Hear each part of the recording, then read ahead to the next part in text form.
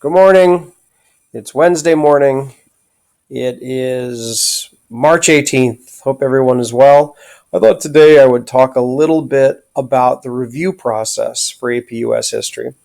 And, it's challenging with this type of class with so much content to, effectively be able to go through all of that stuff in review.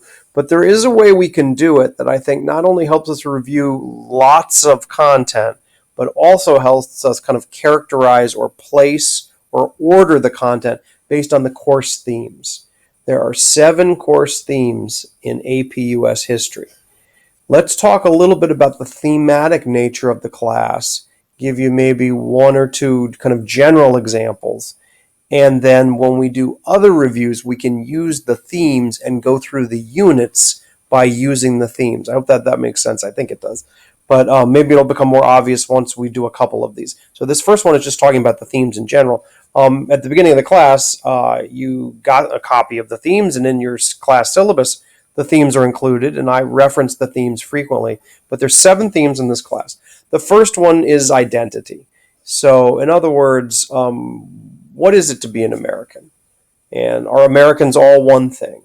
How does gender or ethnicity or race or class play a part in creating American identity? And has American identity changed over time? So those are all different ideas or different questions about identity as we think about it.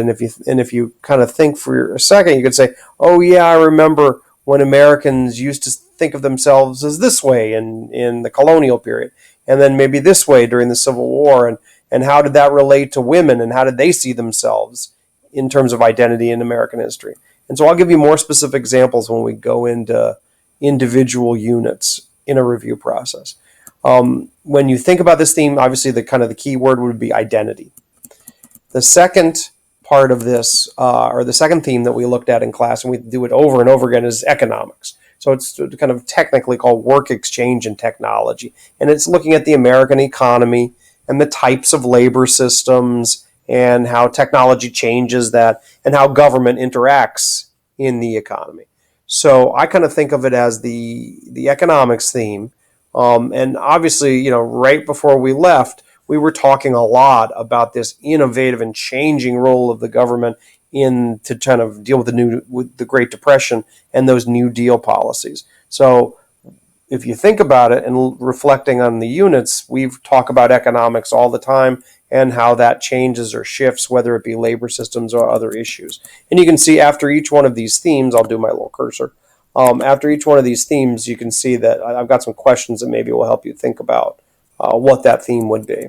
The third theme is peopling. So that really means migration or immigration. So it could be migration within the country, or it could be people coming to the country. And obviously, especially within the last 2 units, we've talked so much about shifting and changing immigration and how that impacted industrialism and how it impacted urbanization and other periods. So how does that migration within the country or immigration to the country shape and change the nation?